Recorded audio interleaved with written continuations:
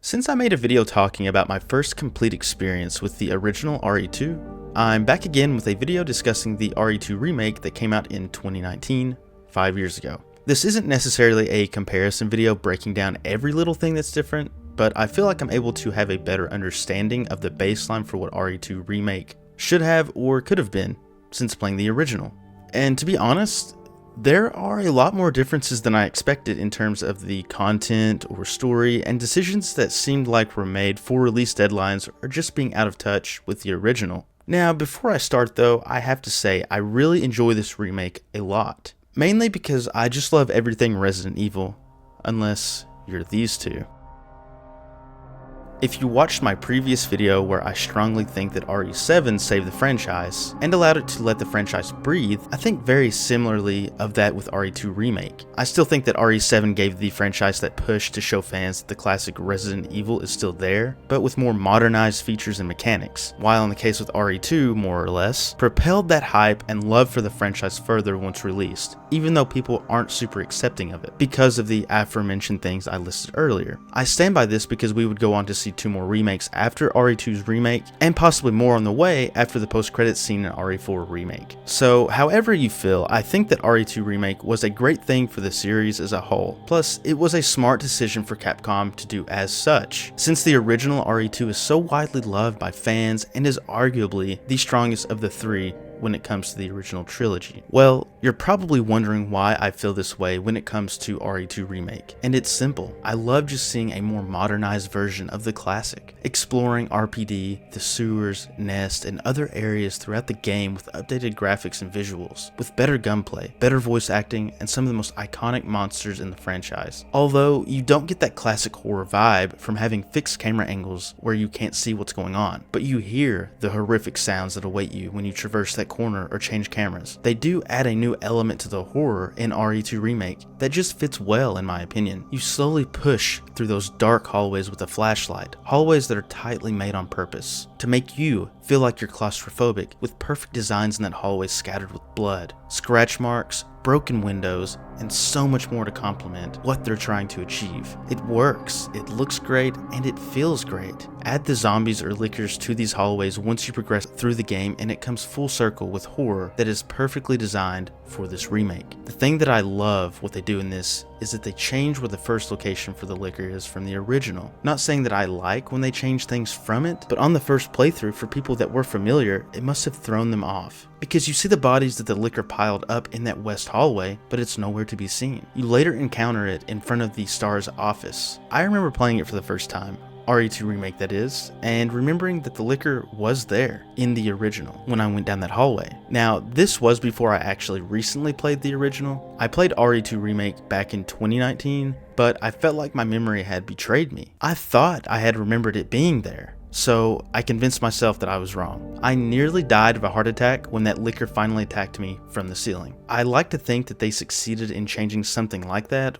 or allowing Mr. X to become way more menacing in this remake as well. He is both the most hilarious and terrifying thing in this game. When he's looking for you throughout RPD while you try and complete puzzles or advance to the next section is something that proves my point again about the specific horror approach that RE2 implements. The distant thuds of his footsteps becoming closer as he's searching for you.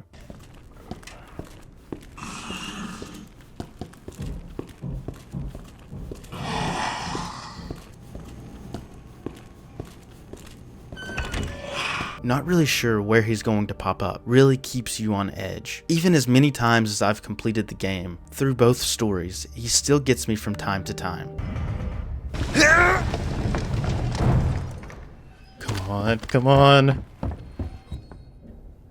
hear him. He's gonna come behind me, I just know it. I just know it. Oh my god, hurry up, Leon! What are you doing? Hurry. Oh, thank God.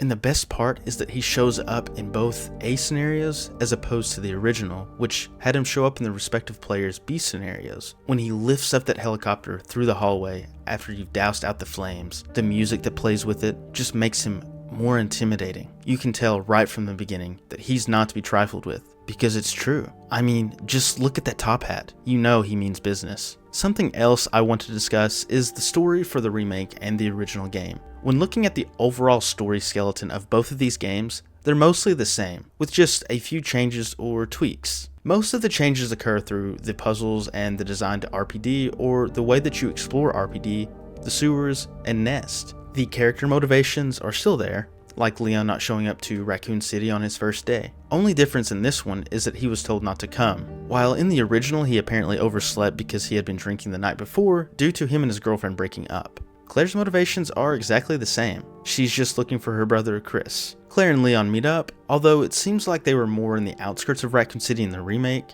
when they first met, as opposed to the original. It seems like they meet in actual Raccoon City.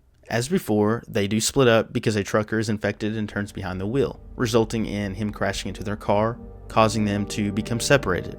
This is where you obviously begin either A or B scenarios, depending on what you chose. You make it to the police station, hoping that there are survivors or sign of life. Meet Marvin, who saves either character near the shuttered door. Out of all the characters that were given an upgrade, I think Marvin and Chief Irons had the best glow up. They were given a better role for both of their parts to the story. Marvin is given more scenes to help provide guidance to Leon or Claire, while Chief Irons feels more fleshed out by being an overall terrible person. After collecting medallions to go underground, you leave Marvin behind and you meet William Birkin for the first time. His overall look and design is disgusting and horrifying, just how it should be.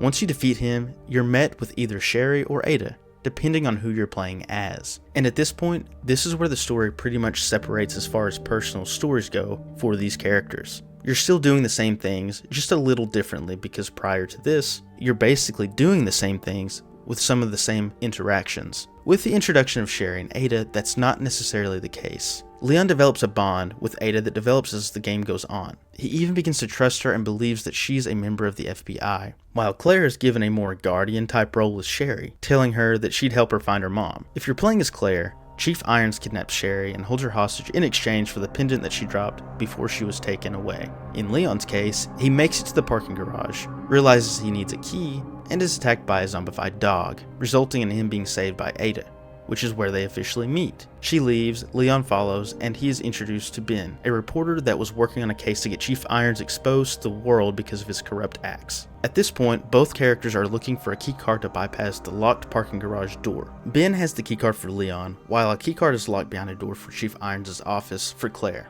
In order to progress, both characters need to collect these electrical pieces to provide power to the doors. During these events, you're met with Mr. X, or Tyrant, who begins stalking and chasing you for this section of the game. Again, I can't express how much I love and hate this part. When I mean hate, I mean it in a good way, of course. It applies pressure and panic the more you play it, because you're not sure where he's going to show up next. He's always in the back of your mind while you're completing objectives, because you continue to tell yourself that you need to hurry, just for the sole reason he will eventually find you.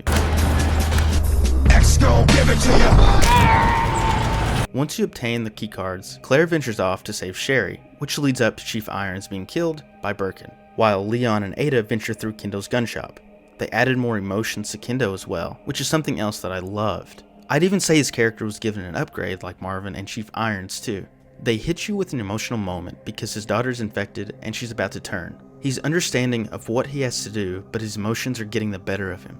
It's a terrible situation and a solid improvement for him in my opinion. As Leon, you encounter the alligators shortly after with a more on the rails type of boss fight where you're running away from it. Once you dodge some of the alligators' attacks, you shoot a gas line or a fuel line that is clenched tightly in its jaws, and you kill it. Very underwhelming in my opinion, but it is what it is I guess. You meet up with Ada and you meet Annette Birkin. She's burning a body that appears to be infected. They try to chase her down, but Leon is shot in the shoulder, making him lose consciousness. At this point you play as Ada, where she has some sort of gadget that allows her to hack electronics. You progress through her section, which results in her becoming injured with a piece of metal sticking through her leg. Now, one of my issues with RE2 Remake lies with this portion of the game. I really wish that they could have found a way to have a more unique area for Leon and Claire, because Sherry ends up in the same room as well. So even if you're playing as either character, you're still working to get the same room, just to save different people. I think the stories would have felt more unique having done so, but I think it just proves my point on what I said earlier. The game probably suffered through deadlines and cut content during development. That might not be the case, just a theory of mine, because that's just how it feels. it just feels a little bland. Once you're at this part in the game, you're working to complete the last section of the sewers. You can backtrack back up to the police station if you'd like to find some hidden items that are revealed through a photo you can use to develop using that safe room in RPD. Or you can collect missing items that you forgot to collect at that time. In most cases, I'd say most people forgot to grab the USB drive STARS badge back from the computer to unlock that case underneath RPD and above the sewers for a weapon upgrade for either character. Before completing the sewers using the chess piece puzzles, you encounter William Birkin again. This fight was okay. You just had to stun Birkin long enough to allow this crate attached to a crane to hit him to knock him off the edge. What makes this fight a little more intense than the previous fight is that you don't have a lot of space to work with while you're fighting him. That allows Birkin to get in close and deal some damage if you keep your guard down, which is easy to do so, considering how fast he can close that gap. After you defeat him, both characters go save whoever is trapped in that room. Claire carries Sherry, and Leon just walks with Ada to the car to access Nest, the last section of the game. Out of all the areas of the game, this is probably my least favorite. I just really enjoyed the vibes of RPD and the sewers a lot. The monsters in the sewers were annoying, but everything felt dark and gloomy. RPD just felt terrifying all the way through, where it was dark, rainy, and quiet. The lab still has some of those elements, but it didn't really feel the same. I guess where you have that automated voice that kind of talks the further you go, whatever it was, it just wasn't my favorite. Not saying that it's a bad area, just the weakest if you compare it to the previous two areas in my opinion. I think the biggest problem that I do have with this area is just how much you have to backtrack to do things. Collecting the vial to add the solution to kill the plants, trying to remember the codes on the hatch or to the solution machine itself, getting the device that powers up the rooms throughout the lab, having to go back, especially if you want full item slots unlocked. It's just a lot of running for what seems like something that felt rushed during development. If things had been smoother with the items or the backtracking, maybe even a better way to handle some of these rooms. But anyway, both characters work towards the same area once again. Once either is completed, Birkin shows up for his last fight. You defeat him, leaving Annette seriously injured. As Leon, Ada is revealed to be a mercenary, hired to acquire a sample of G, which would allow the G virus to spread through whoever is buying or selling. Annette convinces Leon of this truth, which it turns into an emotional scene that is probably one of the better scenes in the game in my opinion, because Annette uses her last strength to shoot Ada, leaving Leon to try and pull her up as she's about to fall into the dark abyss below them. The G sample falls into said abyss, and shortly after, Ada follows. Take care of yourself, Leon. No!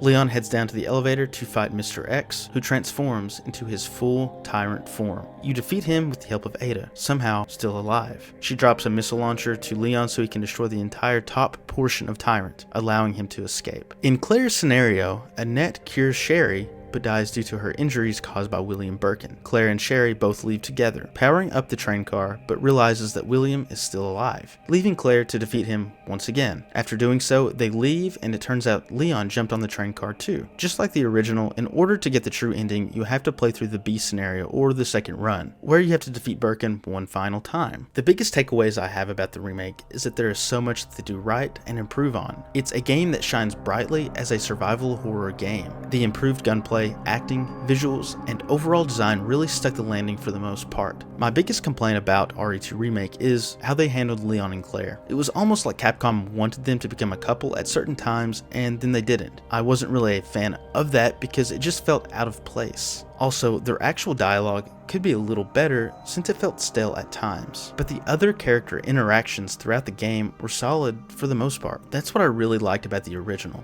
Leon and Claire would run into each other or find ways to contact one another throughout the game. In Remake, that's not really the case until the end of the game. Even though they were traversing through some of the same areas, they never saw each other. Also, I think what would have made this game even better is if they found a way to make the first and second runs better or more unique in a way. Maybe find areas that were more impacted by the character in the first run if you're playing through the second run, instead of using the same items or puzzles to complete things that were already completed by the first character. It's not a huge deal, and it's definitely not a deal breaker for me. I will say that if they managed to make it work like that, I would probably rank RE2 Remake as my favorite Resident Evil game in the series. There's just so much this game has to offer that I've already mentioned. The gunplay, the graphics, the visuals. It's so satisfying how all the guns feel, and the enemies actually feel threatening, no matter if you're going up against a licker, a normal zombie, a zombified dog, and even Mr. X. They're all lethal and intimidating in their own unique way. That alone keeps me coming back to this game. Not to mention the fact that characters, Leon or Claire, actually interact with their surroundings. Like, if they shoot a zombie for the 7th time in the face, they get annoyed because it's still alive. And to be honest, this is how I react when I'm actually playing. Small details that actually matter. I also really like the classic costumes and the updated ones too. Anything that bridges nostalgia like that deserves praise, especially for me since I love small throwbacks like that. Overall, it's a great Resident Evil game as well as a solid remake. Yes, of course, there are things that could have been improved on or things that didn't need to change from the original, but I like to say that they're great at what each version set their visions on. I can, without a doubt, recommend RE2 Remake so much. It's still a treat and a visually stunning game even after 5 years. If you haven't played RE2 Remake, I highly recommend it. Even if it's your first Resident Evil game, it's a solid game to start on. I would highly recommend you start on RE1 though, but you can't go wrong with the RE2 Remake. So, what was everyone's thoughts regarding RE2 Remake? I'm sure most people have a lot of the same complaints that I had when it comes down to some of the changes from the original to the remake. So let me know in the comments down below. If you stayed this long and haven't watched my 2 previous Resident Evil videos, click here to watch them now. I talk about the original RE2 in one of them, and the other I discuss how I believe that RE7 helped save the franchise. And before you go, if you enjoyed this video, why not give this video a like and subscribe to the channel? I love anything and everything video games related, not just Resident Evil. Anyway, thank you all so much for watching, take care, and I will see you all in the next one. Wait for you to get it on your own. X gon' deliver to you. Knock, knock, open up the door, it's real. With the knots